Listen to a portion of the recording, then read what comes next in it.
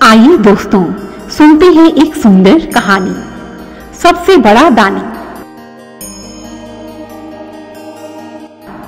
किसी नगर के बीचों बीच एक बड़ा सा मंदिर था। एक अंधी भिखारिन हर रोज उसी मंदिर के दरवाजे के पास आकर बैठ जाती थी। जो भी भक्त दर्शन करके मंदिर से बाहर निकलते तो वह अपना हाथ फैलाकर कहती, मुझ अंधी पर दया करो। वह यह बात अच्छी तरह से जानती थी कि मंदिर में आने वाले भक्त दयालु किस्म के होते हैं और उसका यह अनुमान असत्य न था। आने जाने वाले 2-4 पैसे उसके हाथ पर रख ही देते थे। मंदिर में आने वाली स्त्रियां भी उसके आंचल में थोड़ा बहुत अनाज डाल देती थी। अंधी उन सबको दुआएं देती। सुबह से शाम तक अंधी इसी प्रकार मंदिर में भीख मांगती। उसके पश्चात भगवान को मन ही मन प्रणाम करती और अपनी लाठी के सहारे चलती हुई अपने घर तक जाती। नगर से बाहर उसकी छोटी सी झोपड़ी थी। रास्ते में भी वह लोगों के सामने हाथ फैलाती, लेकिन अधिकांश लोग पैसे देने की बजाय उसे झुड़कियां देते थे।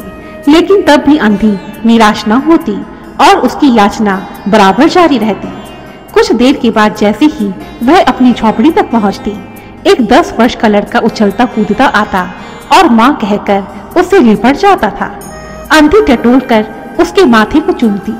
वह बच्चा कौन था, किसका था, यह बात कोई नहीं जानता था। कुछ वर्ष पहले तक तो आस पड़ोस वालों ने अंधी को अकेला ही देखा था, लेकिन लगभग 5 वर्ष पहले एक दिन संध्या के समय लोगों ने उसकी गोद में एक बच्चा देखा जो कि रो रहा था और अंधी उसका मुख चूम चूम कर उसे चुप करा रही थी। उसी दिन से वह बच्चा अंधी के साथ रहता था। अंधी उसे अपने से अच्छा खिलाती और पहनाती थी। अंधी ने अपनी झोपड़ी में एक हांडी गाड़ रखी थी। संध्या के समय जो कुछ मांग कर लाती थी उस हांडी में डाल देती और उसे एक पुराने कपड़े से ढक देती थी ताकि किसी और की नजर उस हांडी पर ना पड़े। मंदिर में उसे काफी अनाज मिल जाता था, सो उसी से काम चलाती थी। पहले बच्चे को पेट भर खिलाती, फिर खुद खाती थी। रात को बच्चे को सीने से लगाकर सो जाती और सुबह होते ही बच्चे को खिला पिलाकर फिर मंदिर पहुंच जाती। उसी नगर में एक बहुत धनी सेठ रहते थे। नाम था बनारसी दास। बनारसी दास को नगर का बच्चा बच्चा जानता था। कारण सेठ जी धनी तो थे ही, साथ ही वह बहुत बड़े दानी और धर्मात्मा पुरुष थे। हर रोज उनकी कोठी के बाहर वह एक विशाल भंडारा लगाते थे, जिसमें नगर के सभी गरीब भूखे भिखारी भोजन करते थे। नगर के लोगों का यह मानना था कि सेठ जी से बड़ा दानी तो कोई और हो ही नहीं सकता था। खैर, 12 बजे के बाद सेठ जी की कोठी में लोगों का तांता लगा रहता था। नगर के बहुत से लोग अपनी जमा पूंजी सेठ जी के पास धरोहर रूप में रखने आते थे। यहाँ तक कि सैकड़ों भिखारी भी अपनी जमा पूंजी सेठ जी के पास जमा कर जाते। उधर अंधी भिखारिन के पास भी काफी रुपए जमा हो चुके थे। हांडी लगभग पूरी भर गई थी। उसे यह डर था कि कोई उसके पैसे चुरा ना ले। इसी कारण एक दिन संध्या समय अंधी ने वह हांडी उठाई और अपने फटे आंचल में छुपाती हुई सेठ जी की कोठी पर पहुंची। सेठ जी बही खाते के पन्ने पलट रहे थे। उन्होंने पूछा, क्या है बुढ़िया? अंधी ने हांडी उनकी तरफ सरका दी और डरते डरते कहा, सेठ जी, इसे अपने पास जमा कर लो। मैं अंधी अपाहिज कहाँ रखती फिरूंगी। भीख मांग मांग कर अपने बच्चे के लिए 2-4 पैसे इकट्ठे किए हैं। कृपया इन्हें आप अपनी कोठी में रख लो। सेठ जी ने मुनीम से कहा, खाते में जमा कर दो। मुनीम ने अंधी से उसका नाम पूछा। अंधी ने अपना नाम बताया।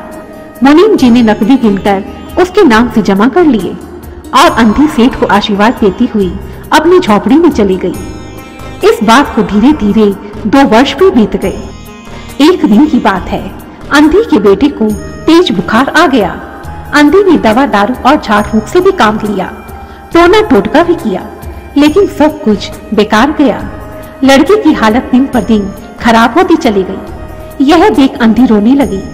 तभी ध्यान आया कि बड़े डॉक्टर की दवाई से बच्चा ठीक हो सकता है। यह विचार आते ही वह गिरती पड़ती सेठ जी की कोठी पर जा पहुंची। अंधी ने कहा, सेठ जी, मेरी जमा पूंजी में से यदि मुझे 50 रुपए मिल जाएं, तो आपकी बहुत कृपा होगी। लेकिन सेठ जी कड़कती आवाज में बोले, कैसी जमा पूंजी? मेरे पास तेरा कोई पैसा नहीं है। अंधी रोती हुई बोली, सेठ जी 2 वर्ष पहले मैं अपनी हांडी आपके पास रख कर गई थी, वो दे दीजिए, बहुत कृपा होगी। लेकिन सेठ जी गुस्से में बोले, तू झूठ बोलती है, भला तेरी जैसी भिखारन मेरे पास पैसे क्यों जमा करवाएगी, चल भाग यहाँ से। सेठ जी का उत्तर सुनकर अंधी हैरान रह गई, इतना बड़ा दानी और इतना नीच काम, यानी कि सेठ जी का धर्म और उनका दान पुण्य केवल दिखावा था। सेठ जी का असली रूप अंधी के सामने आ चुका था।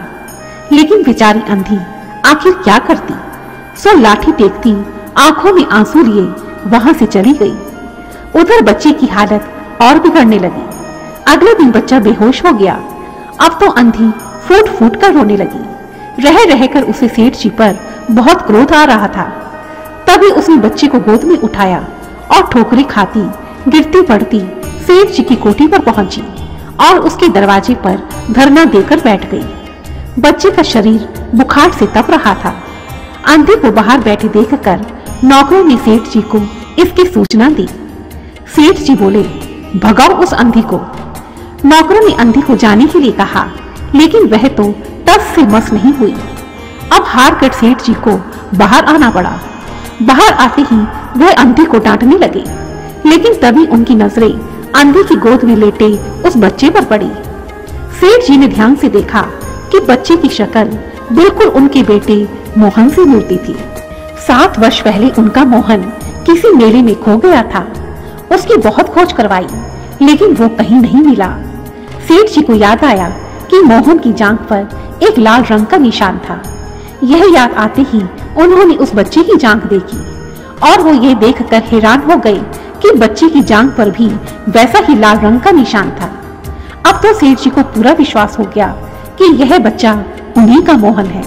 उन्होंने तुरंत बच्चे को छीनकर कलेजे से लगा लिया और कोठी के अंदर चल पड़े। अंधी चिल्लाने लगी, अरे मेरे बच्चे को वापस करो, मेरे बच्चे को कहाँ लेकर जा रहे हो? लेकिन सेठ जी ने उसकी एक ना सुनी और नौकर को डॉक्टर को लाने भेजा। अंधी कुछ समय तक खड़ी रोती रही, फिर वह भी अपनी झोपड़ी की ओर चल दी। सुबह प्रभु की कृपा हुई और मोहन का बुखार नीचे उतरा। होश आने पर उसने आंख खोली तो सबसे पहला शब्द जो उसकी जुबान से निकला, माँ। चारों ओर अपरिचित शक्लें देखकर उसने अपने नेत्र फिर से बंद कर लिए और उसी क्षण से उसका बुखार फिर तेज हो गया। माँ की रट लगी हुई थी। डॉक्टर ने जवाब दे दिया। सेठ जी के हाथ पांव फूल गए। क्या करूं, मेरा एक ही बेटा है, इतने वर्षों के बाद मिला तो भी मौत उसे चुंगल में दबा रही है। तभी अचानक उन्हें अंधी का ध्यान आया। सेठ जी ने तुरंत गाड़ी तैयार करवाई और बस्ती से बाहर उसकी झोपड़ी तक पहुंचे।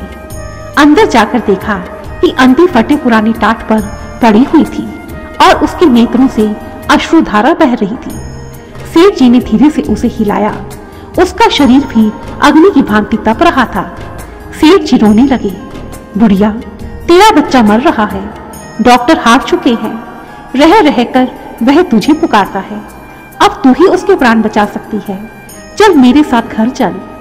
ऐसा कहते हुए शहर का सबसे बड़ा दानी सेठ उस अंधी भिखारन के पांव में गिर पड़ा। वक्त की विडंबना तो देखो, शहर का सबसे बड़ा दानी और धर्मात्मा आदमी आज एक अंधी भिखारन के पांव में पड़कर उससे दया की भीख मांग रहा था। सेठ जी की बात सुनकर अंधी पागल सी हो गई, तुरंत बोली, जल्दी चलो। सेठ जी सहारा देकर उसे बाहर लाए और उसे गाड़ी में बिठाया। शीघ्र ही सेठ जी की कोठी आ गई। सेठ जी ने सहारा देकर अंधी को उतारा और अंदर ले गए। भीतर जाकर अंधी ने मोहन के माथे पर हाथ फेरा। माँ के स्पर्श करते ही मोहन ने तुरंत नेत्र खोल दिए और धीरे से बोला, माँ तू आ गई। अंधी ने मोहन का सर अपनी गोद में रख लिया और मोहन उसकी गोद में सो गया। दूसरे दिन से ही मोहन की दशा अच्छी होने लगी और 10-15 दिन में वह बिल्कुल स्वस्थ हो गया। जो काम हकीमों और वैद्यों की पुड़िया और डॉक्टर की मिक्सचर न कर सके, वह काम अंधी की ममता ने कर डाला। मोहन के पूरी तरह से स्वस्थ हो जाने पर अंधी ने विदा मांगी।